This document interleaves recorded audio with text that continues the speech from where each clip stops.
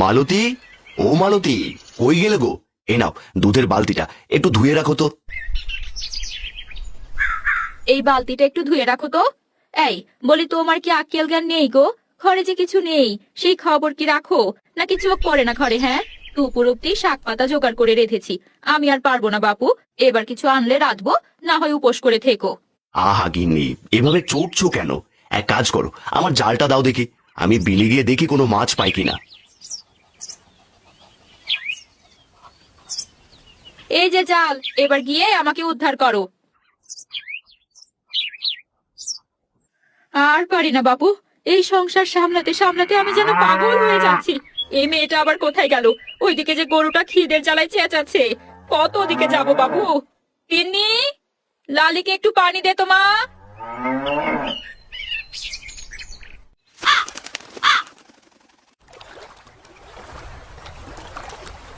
এখানটায় জাল ছুড়ে দেখি জালে কোনো মাছ ওঠে কিনা। আর যদি মাছ না পাই, গিন্নি তো একদম কুরুক্ষেত্র বাঁধিয়ে দেবে।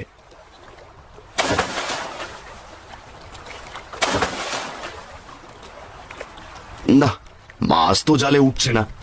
দেখি ওই দিকটায় গিয়ে জাল ফেলি। তিন্নি, এই তিন্নি, লালি সেই কখন থেকে খিদে জ্বালায় চেঁচাচ্ছে, শুনতে পাচ্ছিস না? শুধু পানি দিলেই হবে? যা, ওকে খেতে দিয়ে আয়। আর গোয়াল ঘর থেকে গোবরগুলো তুলে ফেলে দিস মা। হ্যাঁ মা, এই তো আমি এখনই লালিকে খেতে দিয়ে গোবর পরিষ্কার করছি।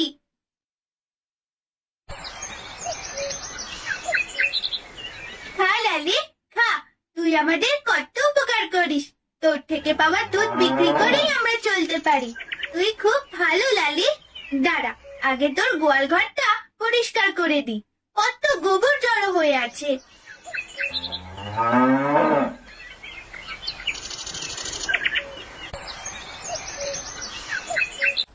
সেই কখন থেকে বিলে জাল ছুটছি, কিন্তু একটা মাছও উঠছে না। কি যে করি! এই শেষবার, এবার যদি মাছ না ওঠে তাহলে বাড়িতেই ফিরে যাব।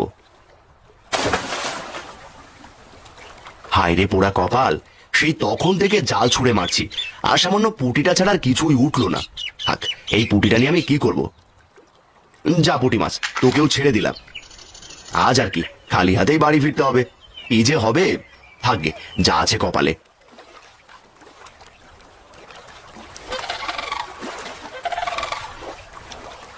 আরে আরে, এগুলো তো শুকনো পদ্ম বীজ, একদম শক্ত হয়ে আছে। এক কাজ করি, এখান থেকে কিছু পদ্ম বীজ নিয়ে যাই, এগুলো দিয়ে তিন্নি খেলতে পারবে।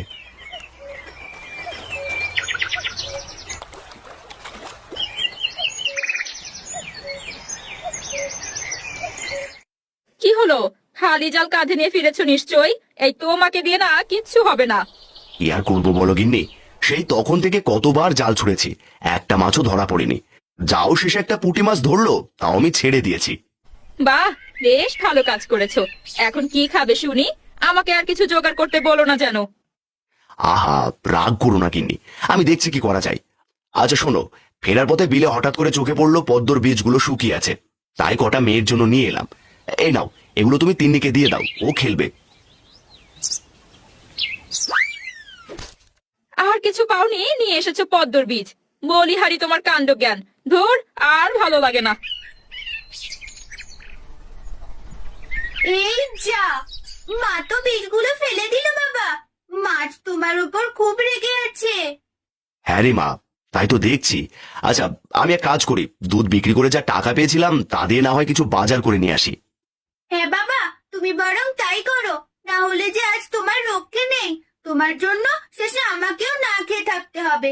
যাও যাও বাবা, তাড়াতাড়ি যাও।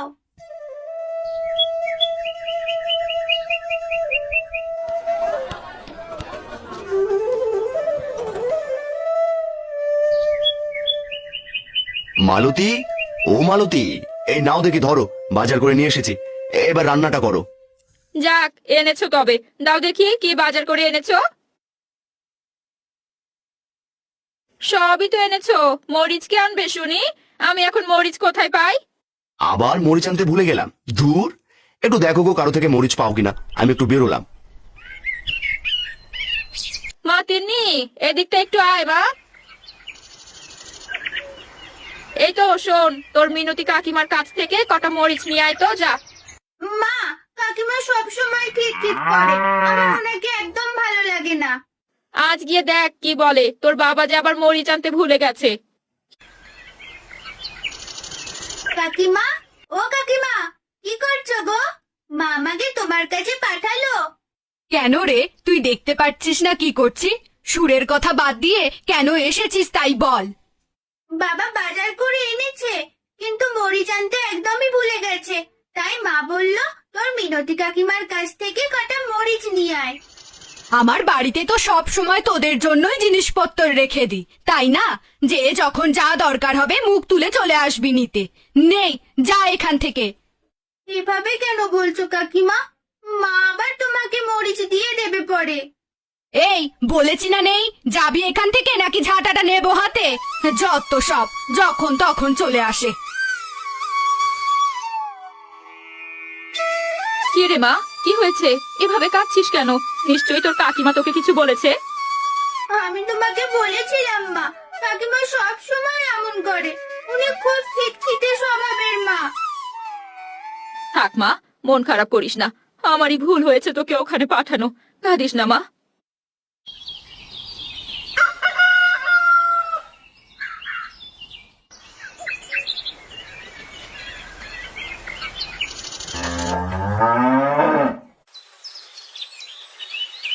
একি, গোবরের ভেতরে আবার কিসের গাছ হচ্ছে? কি আশ্চর্য, গোবর এভাবে কখনো গাছ হয় নাকি? আর গাছগুলো কেমন যেন। আমি একবার মাকে ডেকে দেখাই। মা, ও মা, মা, এইদিকে একবার এসো না। কি হয়েছে কি? এভাবে চেঁচামেচি করছিস কেন? কাজ করছি তো আমি নাকি? মা দেখো, এখানে গোবরের ভেতর কি যেন গাছ হচ্ছে। দেখো না, গাছগুলো কেমন যেন দেখতে। আরে বাপু, গোবরের নিচে হয়তো কিছু ছিল, যার কারণে সেখান থেকে গাছ হচ্ছে। ওসব কিছুই না। এগুলো দেখার জন্য আমাকে ডেকেছিস? গাছগুলো তুলে ফেলে দে, তাহলেই তো হয়ে গেল। না, আমি গাছগুলো তুলবো না। গাছগুলো দেখতে খুব সুন্দর লাগছে। আমি বরং গাছগুলোর যত্ন নেব। আমি যত্ন করে বড় করব। এভাবেই সময় পেরিয়ে যায়। দিনের পর সপ্তাহ, সপ্তাহর পর মাস, মাসের পর বছর। গোবরে হওয়া গাছগুলো বড় হতে থাকে, আর সেই সাথে তিন্নির যত্ন নেওয়াও বেড়ে যায়। বাবা, তুমি এসো তো আমার সঙ্গে একটু। আমি তোমাকে একটা জিনিস দেখাবো। কি দেখাবি রে মা? আমি দুধ বিক্রি করতে যাব তো। আচ্ছা চল, তুই কি দেখাবি সেটা আগেই দেখে নি। বাবা, এই দেখো তো, গোবরের মাঝে এগুলো কিসের গাছ হয়েছে? আবার দেখো, কলিও হয়েছে। আমার কাছে না গাছগুলো খুব ভালো লাগে, তাই আমি এতদিন থেকে এগুলোর খুব যত্ন করেছি। এ কি, এগুলো তো সব পদ্ম ফুলের গাছ, কিন্তু এগুলো এখানে কিভাবে হলো? আমিও জানি না বাবা, আমি এখানে রোজ গোবর ফেলতে এসে দেখি। অনেক দিন থেকে গাছগুলো এখানেই আছে, আর আমি প্রতিদিন গাছগুলোর যত্ন নিয়েছি। আমি তো কখনো এগুলো খেয়ালও করিনি। দেখতে কত সুন্দর লাগছে। গোবরে পদ্ম ফুল হয়, এ জীবনে প্রথম দেখলাম। এগুলোই বুঝি পদ্ম ফুলের গাছ আর পদ্ম ফুল? বাহ, আমি তো আগে কখনো দেখিনি। গাছগুলোকে ভালোই যত্ন করেছিস রে মা, অনেক সুন্দর ফুলগুলো। আচ্ছা তুই থাক, আমায় এবার বাজার যেতে হবে।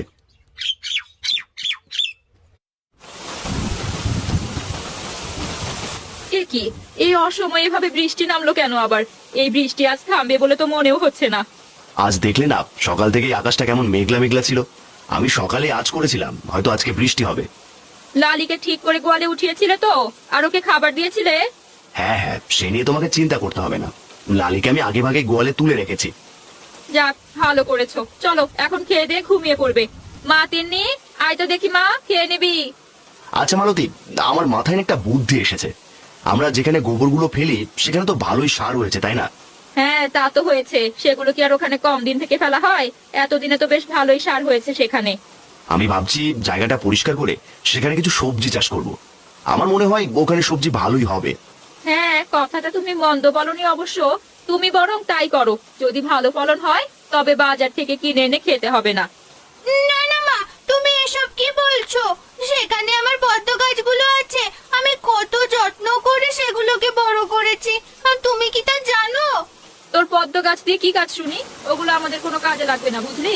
এর বদলে আমরা এখানে সবজি চাষ করব। বাবা, এ কাজ তুমি করো না। হয়েছে সেখানে।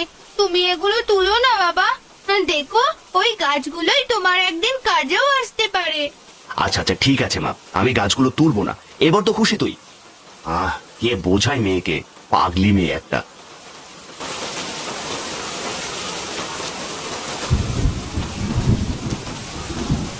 এ কি, এই বৃষ্টি তো কয়েকদিন থেকে থামছেই না, আশেপাশে তো পানিও উঠে গেল। না জানি আমার ওই পদ্ম গাছগুলোর কি অবস্থা হয়েছে। ও বাবা, একবার গিয়ে আমার পদ্ম গাছগুলো দেখে এসো না। শুনেছো মেয়ের কথা? এই ভারী বর্ষায় সে নাকি পদ্ম দেখতে যাবে। ওখানে যাওয়া যাবে না, এই বৃষ্টিতে কেউ কোথাও বের হয় দেখেছিস?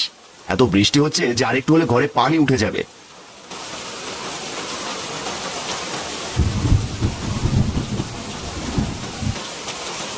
মা, বাবা, কোথায় তোমরা? তাড়াতাড়ি বেরিয়ে এসো, তাড়াতাড়ি দেখে যাও কি কাণ্ড হয়েছে। এ কি কাণ্ড! বাড়ির পুরো উঠোন যে পদ্ম দিয়ে ভরে গেছে। মালতী দেখো দেখো, কি সুন্দর দেখাচ্ছে দেখো।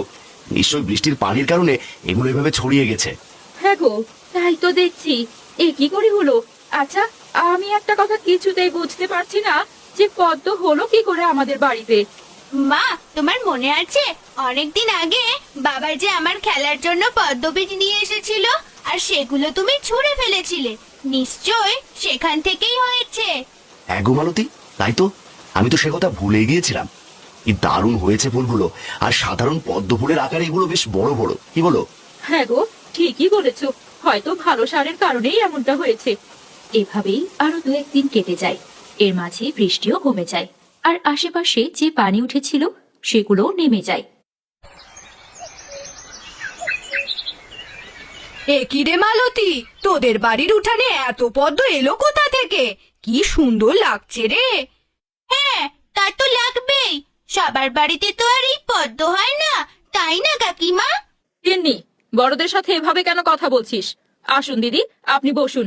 এতদিন যা বৃষ্টি গেল, কোথাও বের হওয়ার জো ছিল না। আরে বাহ, এই বাড়ির উঠানে এত বড় বড় পদ্ম ফুল, কিন্তু এ কি করে সম্ভব? কি দারুণ দেখাচ্ছে। আমি বরং এই বাড়ির মালিকের সঙ্গে গিয়ে একবার কথা বলি। আচ্ছা, এটা কি আপনাদের বাড়ি? আসলে আমি ফুলের ব্যবসা করি তো শহরে। এই পথ দিয়ে যাচ্ছিলাম, তো হঠাৎ করে আপনাদের বাড়ির উঠোনে আমার চোখ পড়ল। এত বড় বড় পদ্ম ফুল দেখে আমার চোখগুলো এখানেই আটকে গেল, আর আমাকে গাড়ি থেকে নামতেই হলো। তো ভাবলাম আপনাদের সঙ্গে একবার কথা বলে যাই। জি সাহেব, আমি হারান, এই বাড়ি আমাদেরই। বসুন আপনি। মালতী, যাও সাহেবের জন্য জল নিয়ে এসো। আরে না না, আপনারা ব্যস্ত হবেন না। আসলে আপনাদের উঠোনের এই পদ্ম চাষ দেখে আমি বড্ড অবাক হলাম। আমি এমনটা আগে কখনো দেখিনি। মানে সাহেব আপনি বসুন না, আপনাকে সব বুঝিয়ে বলছি। আর আপনার ফুলের ব্যবসা বলতে ঠিক বুঝলাম না। আসলে আমার শহরে ফুলের ব্যবসা বলতে বিভিন্ন অনুষ্ঠান কিংবা বিয়ে বাড়িতে যে ফুলগুলো ব্যবহার হয় সেগুলো বিক্রি করি। সেখানে খুবই প্রয়োজনীয় ফুল হচ্ছে এই পদ্ম ফুল, যা সচরাচর পাওয়া যায় না। আর এত বড় বড় ফুল তো কখনোই না। শুনুন, আপনারা যদি কিছু মনে না করেন তাহলে আমি পদ্ম ফুলগুলো কিনে নিতে চাই। কি বলছেন আপনি? এই পদ্ম ফুলগুলো আপনি কিনে নেবেন? ধুর, এই পদ্ম ফুল আবার কেউ কেনে নাকি বাপু? বাপের জন্মে তো এমন কিছু শুনিনি। কেনে কেনে, আর খুব ভালো দামে কেনে। এই এই যে হারান বাবু, এই টাকাগুলো আপনি রাখুন। আমি এই পদ্ম ফুলগুলো আপনার থেকে কিনে নিচ্ছি, আর আমি আপনাকে আরো কিছু অগ্রিম টাকা দিয়ে যাচ্ছি। পরবর্তীতে ফুল হলে আমি আবার নিয়ে যাব। আমার একটু তাড়া আছে, তো আমি ফুলগুলো নিয়ে এখনই চলে যাব। এরপর সাহেব আর কিছু লোকজন মিলে সবগুলো ফুল নিয়ে গাড়িতে রাখে। হারান বাবু, এই যে আমি আপনাকে অগ্রিম পদ্ম ফুলের টাকা দিয়ে গেলাম। পরবর্তীতে কিন্তু আপনি খুব ভালোভাবে পদ্ম চাষ করবেন, ঠিক আছে? আমি যথাসাধ্য চেষ্টা করব সাহেব, আপনি সাবধানে যান। গিন্নি, আমি তো বিশ্বাস করতেই পারছি না এই পদ্ম ফুল বিক্রি করেও এত টাকা আয় করা যায়। দেখেছো তো বাবা, এই পদ্ম ফুলগুলো তুমি তুলে ফেলে দিতে চেয়েছিলে, আর আজ এই পদ্ম ফুল থেকেই তুমি কত টাকা পেলে। হ্যাঁ রে মা, হ্যাঁ, তোর কথা শুনে ভালোই হয়েছে। সেদিন যদি ফুলগুলো ফেলে দিতাম তাহলে এত টাকা তো আমি কখনোই পেতাম না। আর এই যে অগ্রিম টাকাও দিয়ে গেছে। গোবরের পদ্ম চাষ, যাক ভালোই হয়েছে বলো। আজ থেকে গোবরে আরো বেশি করে পদ্ম ফুলের বীজ লাগাতে হবে গো। হ্যাঁ মালতী, আমি এখনই আরো পদ্মর বীজ নিয়ে আসছি। তুমি মেয়েকে নিয়ে ভালো করে গোবরগুলো ছিটিয়ে রাখো।